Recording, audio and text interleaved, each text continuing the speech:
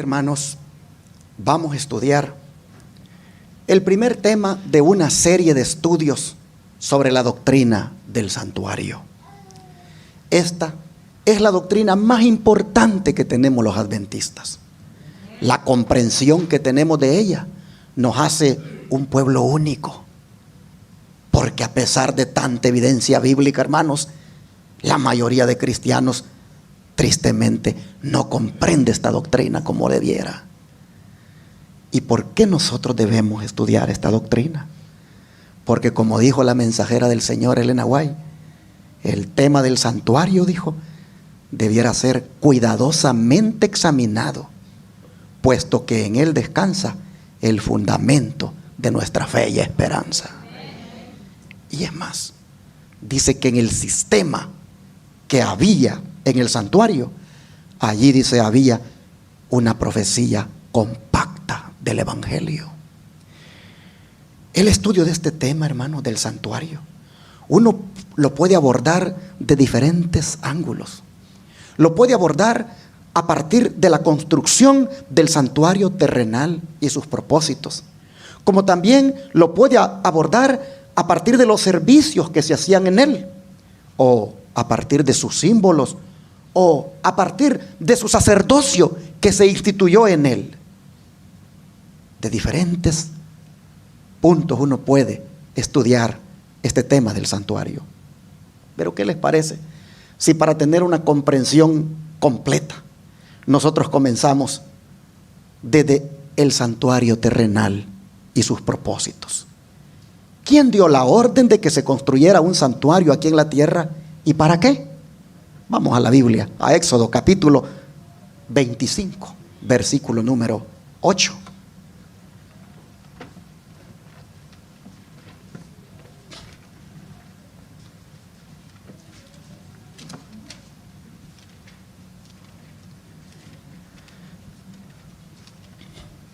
Las escrituras dicen: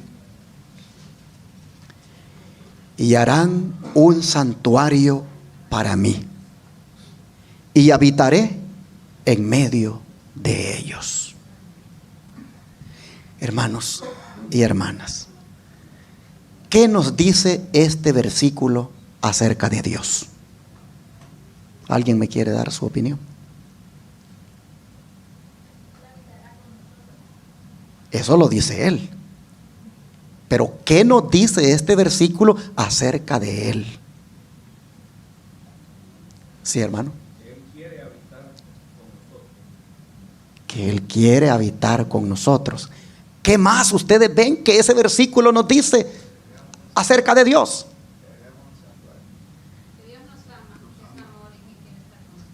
Esa exacta es la respuesta que yo quería. Que nos ama tanto que no se quiere separar de nosotros. Que nos ama tanto que Él quiere estar con nosotros. ¿Ustedes se acuerdan aquel día cuando Adán pecó? ¿Qué hizo él inmediatamente? Buscarlo. ¿Dónde estás tú?, le decía.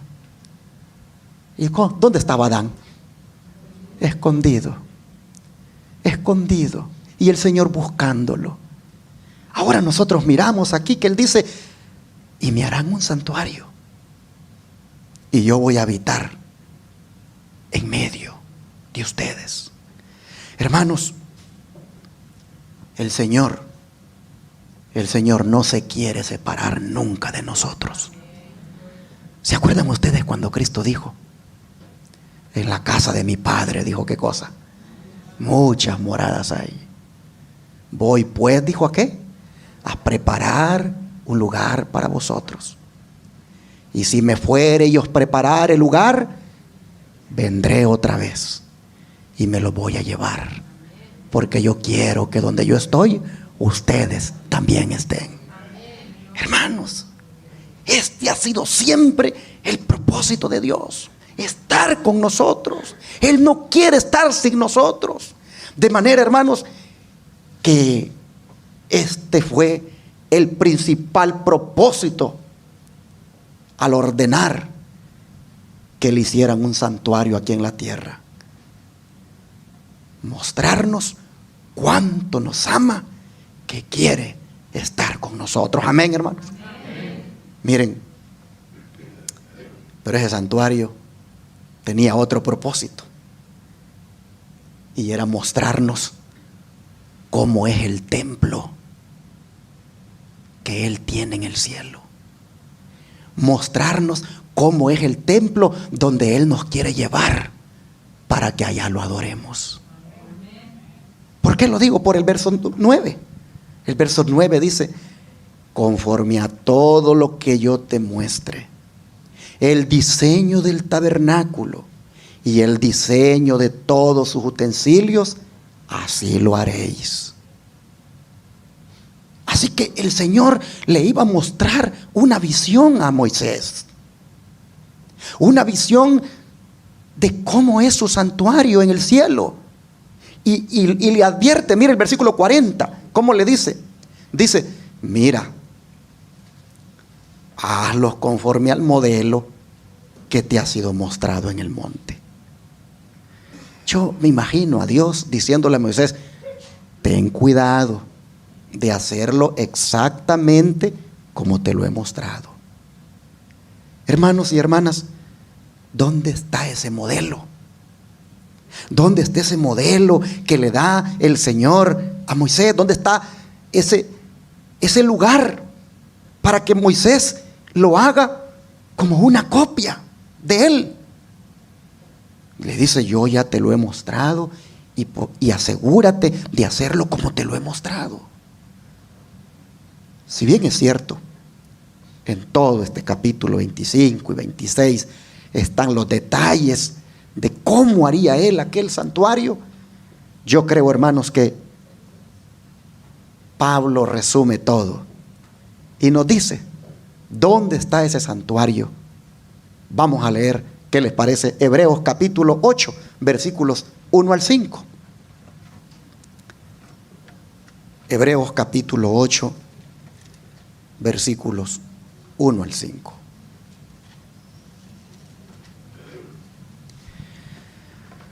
Ahora bien, dice Pablo, el punto principal de lo que venimos diciendo es que tenemos tal sumo sacerdote, el cual se sentó a la diestra del trono de la majestad. ¿A dónde, hermanos? En los cielos. Ministro del santuario y de aquel verdadero tabernáculo que levantó el Señor y no el hombre. Así que hay, hermanos, un verdadero tabernáculo que ha levantado el Señor. ¿A dónde? En el cielo.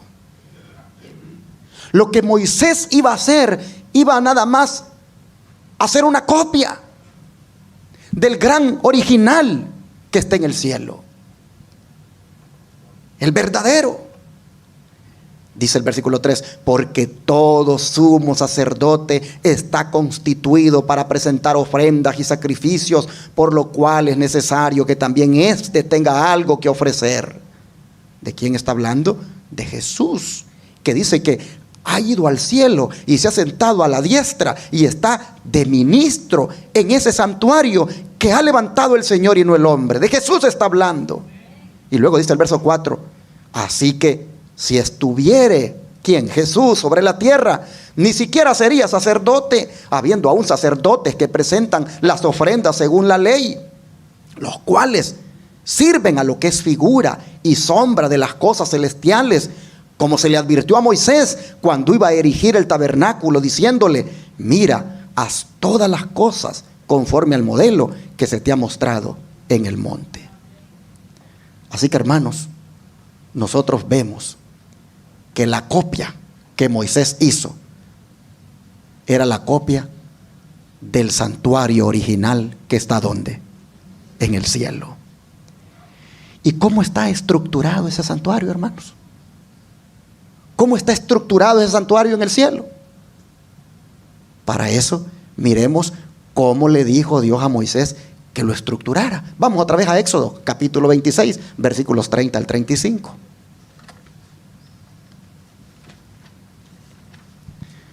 Éxodo capítulo 26, versículos 30 al 35. y alzarás el tabernáculo conforme al modelo que te fue mostrado en el monte. También harás un velo de azul, púrpura, carmesí y lino torcido. Será hecho de obra primorosa con querubines. Y lo pondrás sobre 4 columnas de madera de acacia cubiertas de oro. Sus capiteles de oro sobre basas de plata. Y pondrás el velo debajo de los corchetes y meterás allí, del velo adentro, el arca del testimonio. Y aquel velo os hará separación entre el lugar santo y el santísimo. Pondrás el propiciatorio sobre el arca del testimonio en el lugar santísimo. Y pondrás la mesa fuera del velo y el candelero enfrente de la mesa al lado sur del tabernáculo, y pondrás la mesa al lado del norte. Aquí nosotros vemos, hermanos, y se los pongo en la pantalla, una estructura de 2 compartimentos. Uno llamado lugar santísimo, que era el cuarto que estaba al fondo, con el mueble más sagrado de todos, como era el arca del pacto, con sus 2 querubines mirando hacia abajo con una gran reverencia, pues sobre dicha arca, en la tapadera que se llama propiciatorio, allí, hermanos, se manifestaba la presencia de Dios. Exactamente, la Shekinah, como dicen los teólogos. Hermanos, pero nosotros vemos que después de ese velo venía el siguiente compartimento, y era el lugar santo. Interesante, dice que estaban ambos lugares separados por una cortina primorosa. ¿Qué es eso de primorosa? Una cortina, hermanos, delicada, hecha con delicadeza. Una cortina perfecta. Esa cortina separaba el lugar santísimo del lugar santo. Y en el lugar santo, dice, se encontraban los muebles que ustedes ven en la figura, como son el altar del incienso que estaba frente al velo, la mesa de los panes de la proposición, el candelabro. Y allí, hermanos, a ese lugar santo, todos los días el sacerdote entraba. Y allí, frente a ese altar del incienso, él ofrecía aquel incienso que representaba las oraciones de todo el pueblo de Israel. En aquellos panes de la proposición, allí también estaba representado a Cristo, quien es el pan de vida. Y en aquel candelabro estaba representado el Espíritu Santo. Bueno, hermanos, este era en otro momento que nosotros podríamos dedicar tiempo a ir mueble por mueble. Sin embargo, nosotros vemos la manera como Dios le instruye a Moisés que estructure el santuario. Ahora, Juan dice que él vio este templo en el cielo y miró muebles como los que acabamos de leer. Vamos, Apocalipsis capítulo 11, verso 19.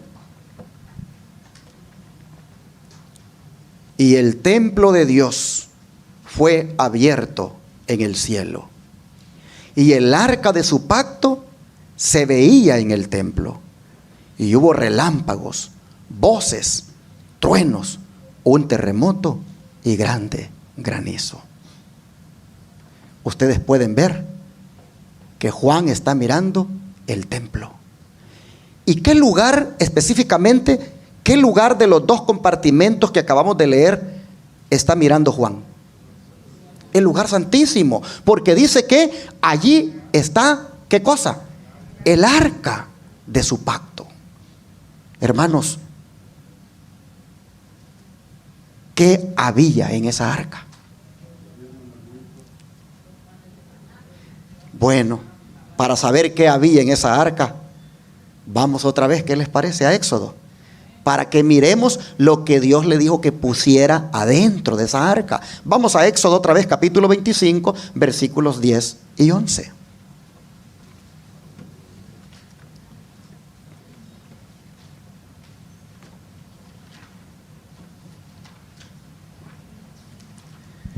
Éxodo 25, versículos 10 y 11. Dice la Escritura: harán también un arca de madera de acacia, cuya longitud será de 2 codos y medio, su anchura de codo y medio, y su altura de codo y medio. Y la cubrirá de oro puro por dentro y por fuera, y hará sobre ella una cornisa de oro alrededor. Pero miren el verso 21. El verso 21 dice: y pondrás el propiciatorio encima del arca, y en el arca, o sea, adentro, pondrás, ¿qué cosa? El testimonio que yo te daré. ¿Y cuál era, hermanos, ese testimonio? Vamos a Éxodo 31, 18, porque todo tiene que ser comprobado con la Biblia. Éxodo 31, 18. Vamos a ver cuál era ese testimonio. Y aquí dice: y dio a Moisés, cuando acabó de hablar con él en el monte de Sinaí, 2 tablas de testimonio, tablas de piedra escritas con el dedo de Dios. ¿Qué cosa era entonces lo que había adentro del arca? Las tablas de piedra que contenían, ¿qué cosa? Los 10 mandamientos. A esto las Escrituras le llaman el testimonio. Pero miren lo que dice Éxodo 32:15, para que esté todavía más claro. Éxodo 32:15. Y volvió Moisés y descendió del monte, trayendo en su mano las 2 tablas del testimonio. Las tablas escritas por ambos lados, de uno y otro lado, estaban escritas. Así que, hermanos, entonces si Juan miró en el santuario celestial el arca, eso nos dice que dentro del arca están, ¿qué cosa? Los 10 mandamientos. Y esto nos dice también que los 10 mandamientos siguen siendo válidos. Si Juan mira en el santuario que ahí está el arca, en el arca misma está, hermanos, el gran original de los 10 mandamientos. Los mandamientos siguen siendo válidos. No comprendo cómo tanto pastor tiene engañada tanta oveja, diciéndole que los mandamientos no estamos obligados a guardarlos. Es más, manipulando la Escritura, hasta dicen: malditos los que están bajo la ley, como para minimizar la obediencia a dichos mandamientos. Digo, no comprendo esto, porque Juan está mirando el templo abierto en el cielo, el arca del pacto allí, y no había otra cosa dentro del arca que los santos mandamientos de la ley de Dios. Esta es la razón por la cual existimos los adventistas del séptimo día. Porque sabemos que en esa arca donde está el gran original de los mandamientos, allí dice: acuérdate del día sábado para santificarlo. Y por eso, amigo televidente, amigo radio oyente, tú escuchas que estos adventistas a través de la radio y la televisión te están invitando siempre a que guardes el sábado. Es porque en el gran original que tiene Dios en el cielo, allí dice y sigue diciendo: acuérdense de guardar el sábado. Mis hermanos, en el lugar santísimo del santuario celestial, allí siguen estando como testimonio vivo para el mundo los mandamientos de la santa ley de Dios. Y Juan no solo miró el lugar santísimo, también vio el lugar santo. Vamos al libro de Apocalipsis, siempre el capítulo 8, verso 3. Miren lo que dice aquí. Apocalipsis 8, verso 3.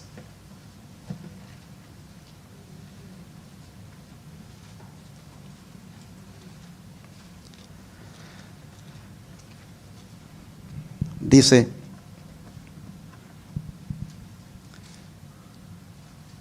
otro ángel vino entonces y se paró ante el altar con un incensario de oro, y se le dio mucho incienso para añadirlo a las oraciones de todos los santos sobre el altar de oro que estaba delante del trono.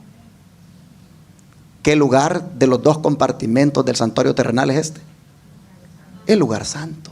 Porque Juan está mirando aquí el altar del incienso, el altar de oro que estaba delante del trono. ¿Y cuál era el trono? El trono era el arca del pacto. Desde allí Dios se manifestaba.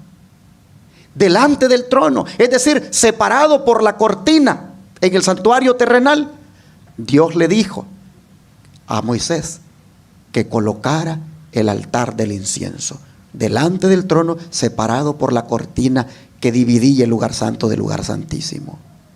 Juan está mirando, por lo tanto, en esta ocasión el lugar santo, porque mira el altar de oro que está delante del trono, y ve, dice, que allí, de allí sale el humo del incienso con las oraciones de los santos hacia la presencia del Señor. Bueno, pero ¿saben cuál es la buena noticia de todo esto? La buena noticia de todo esto, hermanos, es lo que Juan vio en relación con nosotros en ese santuario celestial. ¿Qué es lo que él miró en relación con nosotros? Vamos a Apocalipsis 3, versículo 12.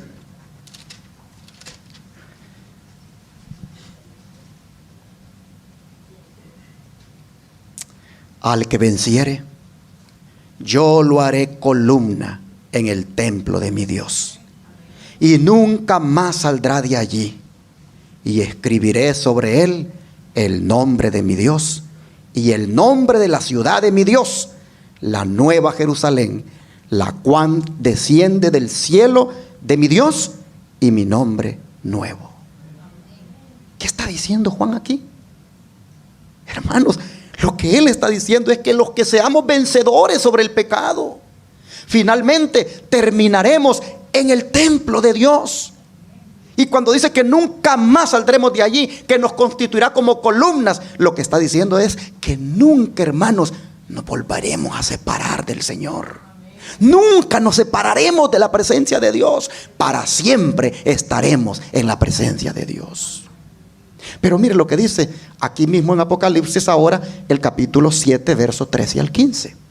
Siempre en relación con este santuario y nosotros.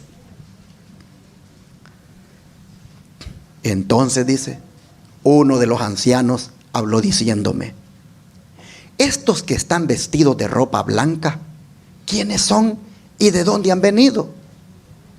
Y yo le dije: Señor, tú lo sabes. Y él me dijo: estos son los que han salido de la gran tribulación, y han lavado sus ropas y las han emblanquecido en la sangre del Cordero. Pero están delante del trono de Dios y les sirven día y noche. ¿A dónde, hermanos? En su templo. Y el que está sentado sobre el trono extenderá su tabernáculo sobre ellos. Decimos amén, hermanos. Amén. Hermanos, nosotros miramos aquí el grande privilegio que tendremos de finalmente adorar en el templo de Dios. Miren ustedes cómo lo presenta el Señor. Le serviremos, dice, le serviremos día y noche en su templo. De manera, hermanos, que este era el otro propósito de Dios al decirle a Moisés que construyera el santuario terrenal. Mostrarnos cómo sería el templo donde pronto iremos a adorar. ¿Y por qué se lo mostró? Por lo que dijimos al principio, que Él siempre quiere que sepamos que su deseo es que estemos con Él. Hermanos, ¿cuándo le mostró el Señor a Moisés el modelo? Prácticamente le mostró su santuario en miniatura. ¿Y por qué digo en miniatura? Porque, hermanos, cuando ustedes leen a Pablo, ustedes encuentran que el santuario donde está el Señor, a donde pronto iremos a adorar, es mucho más grande que el que Moisés construyó. Vamos a leer a Pablo aquí en el libro de Hebreos, capítulo 9, verso 11. Miren ustedes cómo él se refiere al santuario celestial. Hebreos capítulo 9, versículo 11.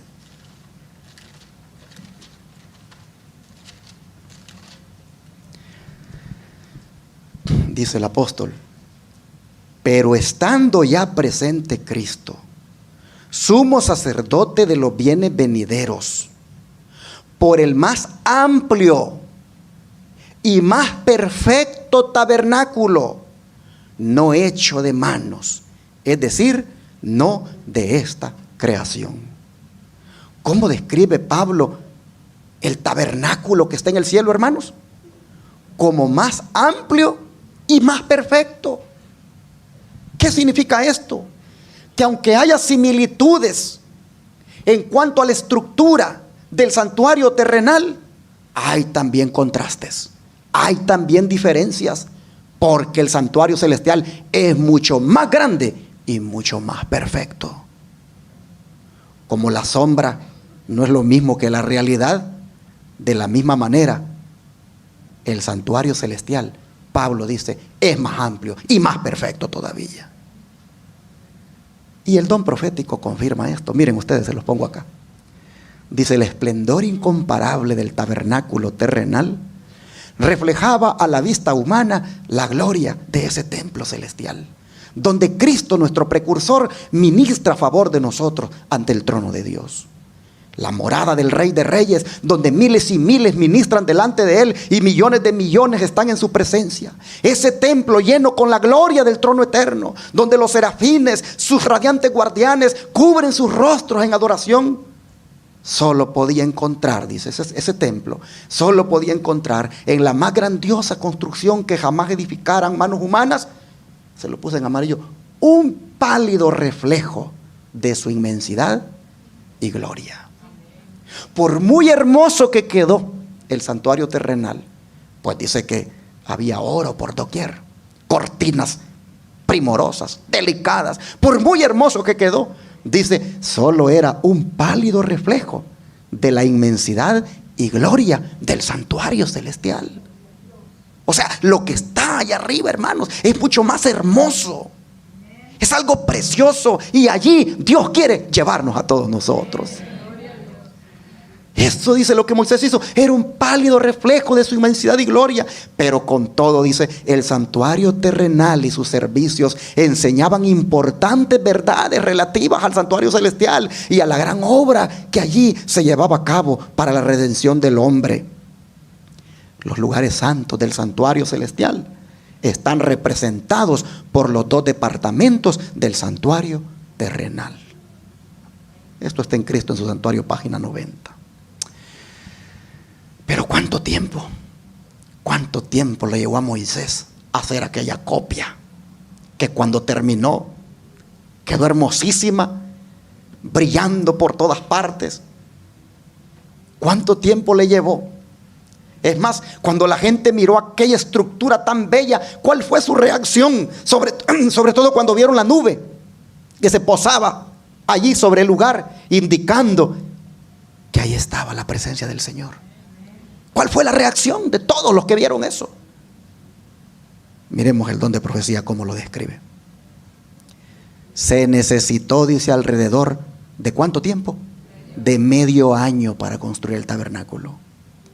Y cuando se terminó, Moisés examinó toda la obra de los constructores, comparándola con el modelo que se le enseñó en el monte y con las instrucciones que había recibido de Dios. Me imagino a Moisés con la maqueta o con el plano, viendo si todo le había quedado exacto como Dios le había dicho. Y luego dice, vio Moisés toda la obra, y he aquí que la habían hecho como Jehová había mandado. ¿Y qué cosa hizo? Bendijo a los constructores. Pero la gente, hermanos, miren, con anhelante interés, dice, las multitudes de Israel se agolparon para ver la sagrada estructura. Y mientras contemplaban la escena, dice, con reverente satisfacción, la columna de nube descendió sobre el santuario y lo envolvió. Y la gloria de Jehová, dice, llenó el tabernáculo.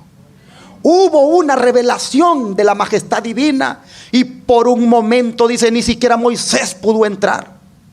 Y con profunda emoción, dice, el pueblo contempló la señal de que la obra de sus manos era aceptada. Y noten, no hubo demostraciones de regocijo en alta voz. Una solemne reverencia se apoderó de todos, pero la alegría de su corazón se manifestó en lágrimas de gozo. Y susurraron fervientes palabras de gratitud, porque Dios había condescendido a morar con ellos. Hermanos, ese es el sentimiento que nosotros debemos traer cada vez que venimos a la presencia de Dios, y no otro. Un sentimiento, hermanos, de respeto, de reverencia a la presencia del Señor. Qué tremendo.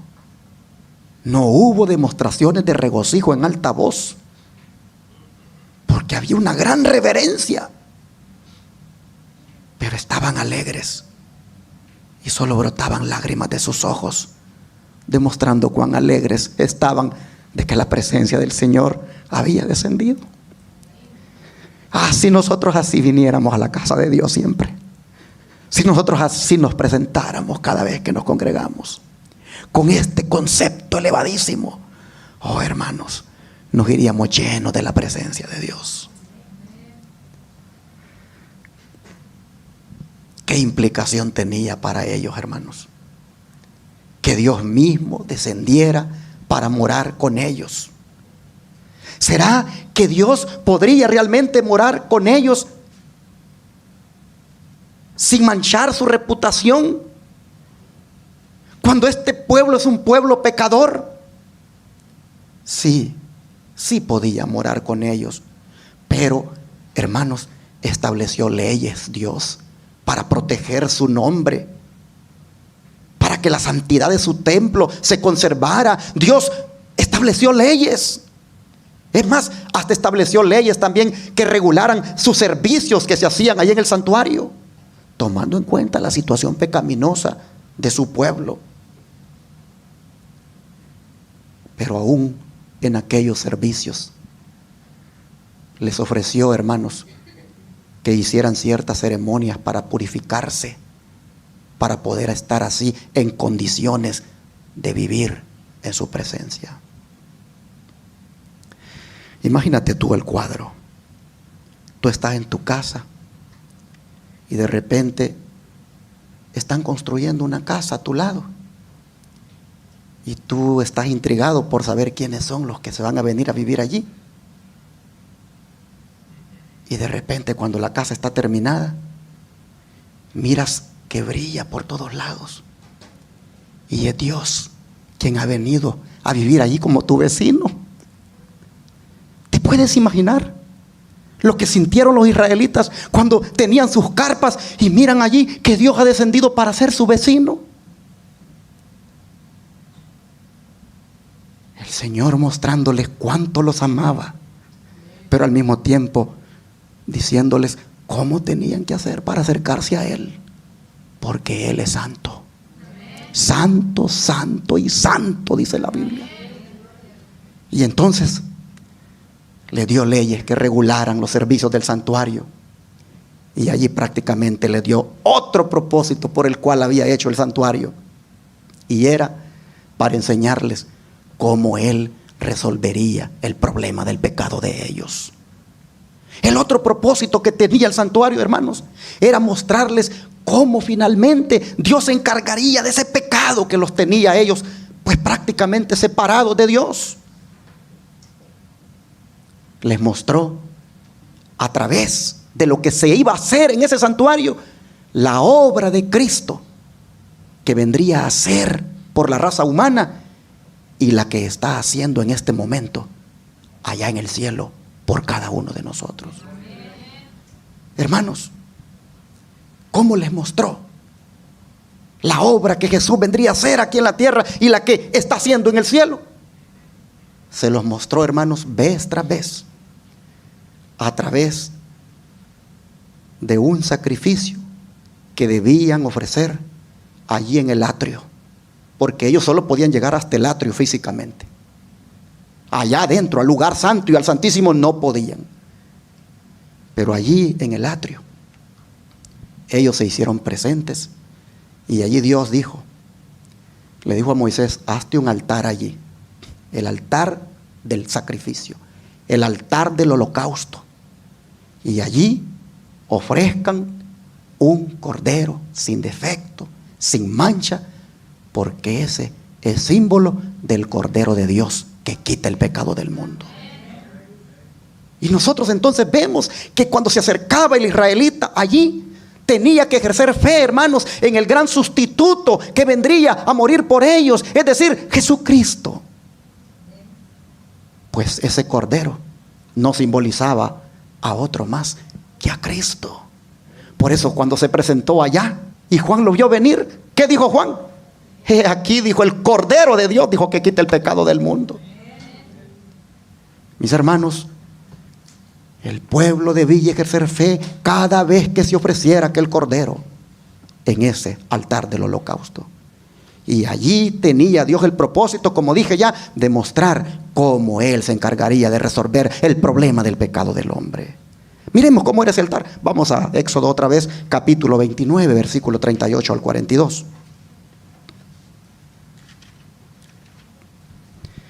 Éxodo 29, versículos 38 al 42.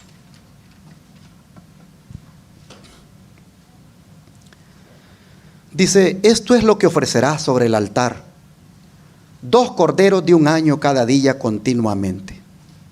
Ofrecerás uno de los corderos por la mañana y el otro cordero ofrecerás a la caída de la tarde. Además, con cada cordero 1/10 parte de un efa de flor de harina, amasada con la 1/4 parte de un hin de aceite de olivas machacadas.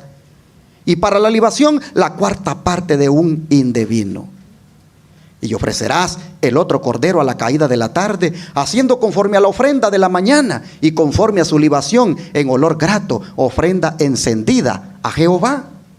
Esto, dice, será el holocausto continuo por vuestras generaciones a la puerta del tabernáculo de reunión delante de Jehová, en el cual me reuniré con vosotros para hablaros desde allí. Para hablaros allí. Así que nosotros miramos entonces que era hasta allí donde ellos iban a llegar, hasta el atrio. Pero dice que Dios les iba a hablar. Les hablaría, por supuesto, desde su santa morada que estaba allí construida. El don de profecía, hablando de la solemnidad que caracterizaba cuando se ofrecía este cordero y cuando llegaban ahí los pecadores, y lo que debemos aprender nosotros de eso, nos dice lo siguiente: cada mañana, dice, y cada tarde se ofrecían sobre el altar un cordero de 1 año con las oblaciones apropiadas de presentes, para simbolizar la diaria consagración de la nación a Jehová y su constante dependencia de la sangre expiatoria de Cristo. Noten, cada vez que ellos se presentaban allí y cada vez que se ofrecía ese cordero, ellos, dice, debían entender cómo también diariamente como nación se debían consagrar al Señor. Y que dependieran de la sangre expiatoria de Cristo, que estaba simbolizada en la sangre que derramaba ese cordero sin defecto. Dice, Dios les indicó expresamente que toda ofrenda presentada para el servicio del santuario debía de ser sin defecto, según Éxodo 12:15. Los sacerdotes, dice, debían examinar todos los animales que se traían como sacrificio y rechazar los defectuosos. ¿Por qué? Porque solo una ofrenda sin defecto podía simbolizar la perfecta pureza de aquel que había de ofrecerse como cordero sin mancha y sin contaminación, según dice 1 Pedro 1:19. El apóstol Pablo señala estos sacrificios como una ilustración de lo que los seguidores de Cristo han de llegar a ser. Pues él dice: así que, hermanos, os ruego por la misericordia de Dios, que presentéis vuestros cuerpos en sacrificio vivo, santo, agradable a Dios, que es vuestro culto racional. Dice Romanos 12:1. Hemos, por lo tanto, dice, de entregarnos al servicio de Dios, y debiéramos tratar de hacer esa ofrenda tan perfecta como sea posible. Hermanos, De la manera como era perfecta la ofrenda que se ofrecía allí en el altar, así también nosotros, hermanos, debemos buscar que lo que le ofrecemos a Dios sea perfecto. Yo por eso cuando voy a dar los diezmos y ofrendas, yo miro que los billetes que dé sean los billetes que estén en mejor condición. Yo no le voy a dar al Señor un billete todo roto, porque es para Dios. Y yo tengo que buscar que para Dios siempre le dé lo mejor. Nosotros mismos, cuando nos ofrecemos a Dios, tenemos que buscar darle lo mejor de nosotros. No el tiempo que nos sobra, no, sino si vamos a sacrificar tiempo, hacerlo porque Dios se lo merece. Todo eso tenían ellos que aprender cuando se ofrecía aquella ofrenda tan perfecta en el altar del holocausto. Dice, hemos de entregarnos al servicio de Dios y debiéramos tratar de hacer esa ofrenda tan perfecta como sea posible. Dios no quedará satisfecho, dice, sino con lo mejor que podamos ofrecerle. Los que le aman de todo corazón desearán darle el mejor servicio de su vida y constantemente tratarán de poner todas las facultades de su ser en perfecta armonía con las leyes que nos habilitan para hacer la voluntad de Dios. Cristo en su santuario, página 34. Siempre tengamos en mente, hermanos, que lo que le demos a Dios sea lo mejor de nosotros. El mejor tiempo, los mejores talentos, la mejor vestimenta, la mejor comida. Porque más adelante voy a predicar acerca del templo que somos todos nosotros. Porque todo eso estaba tipificado ahí en la doctrina del santuario. Pero debemos de darle, hermanos, al Señor lo mejor. Bueno, nosotros hemos visto que así entonces Dios, pues, tenía como propósito revelarle a su pueblo cómo resolvería el problema del pecado del ser humano, y para verificar que los corderos fueran sin defectos antes de sacrificarlos, pues vemos también de que Dios se proveyó de sacerdotes. Estos sacerdotes son los que tenían acceso al lugar santo todos los días, pero solo uno de ellos tenía acceso al lugar santísimo una vez al año. ¿Y era quién? El sumo sacerdote. Una vez al año entraría allí para purificarlo, para resolver el problema del pecado con el cual ellos habían contaminado dicho santuario.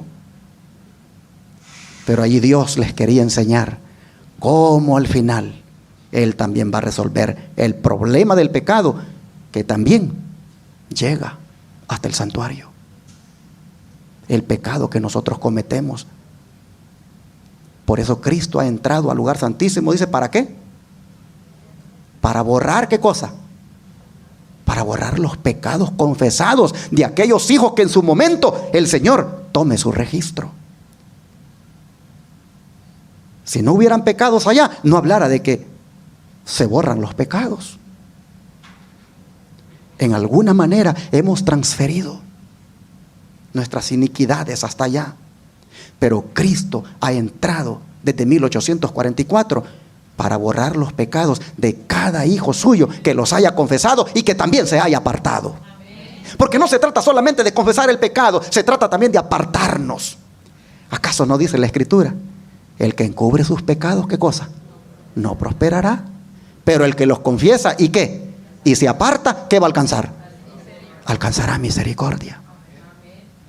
Hermanos, nosotros entonces vemos cómo, pues, los sacerdotes, y especialmente ese que una vez al año entraba al lugar santísimo, anticipaba la obra que Cristo haría a partir de 1844. Estoy dando fechas y algunos tal vez me están oyendo y, ¿pero de dónde sacan eso? Bueno, son de tantos estudios que nosotros damos, y que por eso les animo a que miren siempre Advenimiento TV, porque ahí es donde damos estudios donde con detalle decimos por qué en esa fecha. Hermanos, aquellos sacerdotes se vinieron a convertir en mediadores entre el pueblo de Dios y Dios mismo. Pues prácticamente solo podían llegar al lugar santo y santísimo los del pueblo por medio de ¿quiénes? De los sacerdotes. Vinieron los sacerdotes, hermanos, a constituirse en mediadores. Dios viene y hace el santuario. Y les dice, ustedes van a llegar hasta aquí, físicamente. Pero espiritualmente van a llegar allí todos los días. ¿A través de quién? A través del sacerdote. Vamos a leer esas palabras que están en Éxodo 28, versículos 2, 4 y 29. Miren ustedes las estipulaciones que Dios dio con respecto al sacerdocio que ministraría allí en el santuario terrenal. Éxodo 28, versículo 2, y luego el 4, y luego el 29. Dice, y harás vestiduras sagradas a Aarón tu hermano para honra y hermosura. Y tú hablarás a todos los sabios de corazón, a quienes yo he llenado de espíritu de sabiduría, para que hagan las vestiduras de Aarón, para consagrarle, para que sea mi sacerdote. Ahora vean el 29. Y llevará a Aarón los nombres de los hijos de Israel en el pectoral del juicio sobre su corazón, cuando entre en el santuario, por memorial delante de Jehová continuamente. ¿A dónde llevaba a los hijos de Israel Aarón? En su pecho. Allí llevaba el pectoral, donde iban escritos los nombres. De manera que el pueblo de Israel sí tenía acceso al lugar santo y santísimo, pero no físicamente, sino espiritualmente. ¿A través de quién? A través del sacerdote. Y de esta manera, hermanos, como dije, Dios se proponía enseñarles la obra de intercesión que Cristo haría por la raza humana después que Él resucitara. Pues nosotros sabemos que Cristo ha subido al cielo a interceder por nosotros. Que Cristo ha subido al cielo para ser el único mediador entre Dios y los hombres. Nosotros sabemos que Cristo ha ido al cielo para ser nuestro único y suficiente sumo sacerdote. Vamos a leer 1 Timoteo 2:5, como Pablo dice estas palabras. 1 Timoteo 2:5.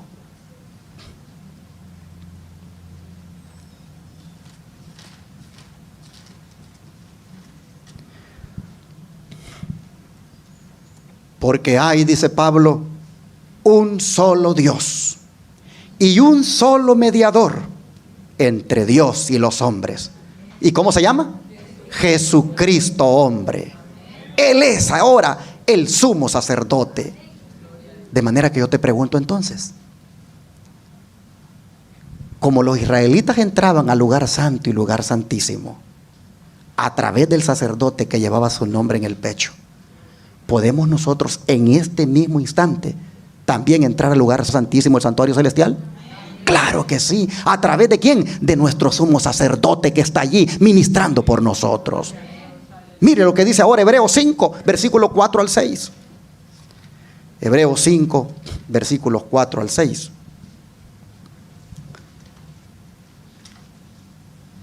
Dice: y nadie toma para sí esta honra, sino el que es llamado por Dios, como lo fue Aarón. Así tampoco Cristo se glorificó a sí mismo haciéndose sumo sacerdote, sino el que le dijo: tú eres mi hijo, yo te he engendrado hoy.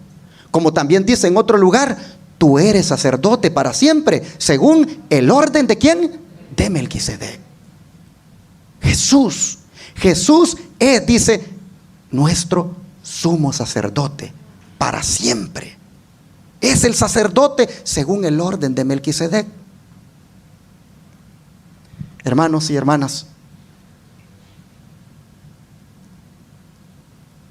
como el santuario que está en el cielo, dice Pablo, es más grande y más perfecto, también dice que el sacerdocio de Cristo es mucho mejor que el sacerdocio terrenal.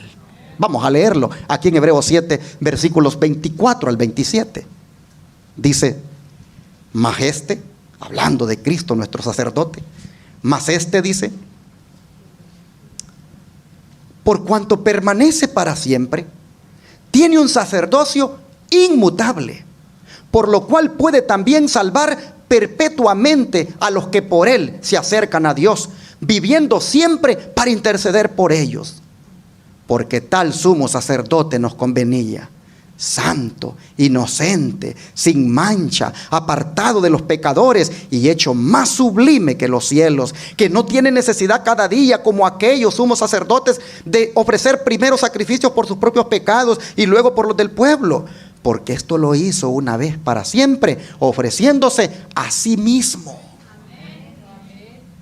De manera, hermanos, que como los israelitas entraban por medio del sacerdote a los lugares santos, así también nosotros entremos todos los días al lugar santísimo por la fe y por medio de nuestro Señor Jesucristo. Dice que Él vive para interceder siempre por nosotros. ¿Por qué? Porque Él no quiere que nos perdamos. Y por eso es que cuando nosotros hemos pecado y confesamos a Dios ese pecado y le decimos: Padre, yo te fallé. Mira, yo no quería pensar mal de ese hermano y mira cómo tengo la cabeza toda arruinada pensando mal de él o de ella. O cuando voy, hermanos, a hacer alguna acción mala y yo vengo y le digo al Señor: perdóname, te amo tanto y yo no quiero fallarte. Viene el Señor entonces y como todo un intercesor, intercede por mí allí y me da su perdón, hermanos. Entonces, ¿qué tenemos que hacer? Hagamos lo que dice Pablo en Hebreos 10, 21 al 22.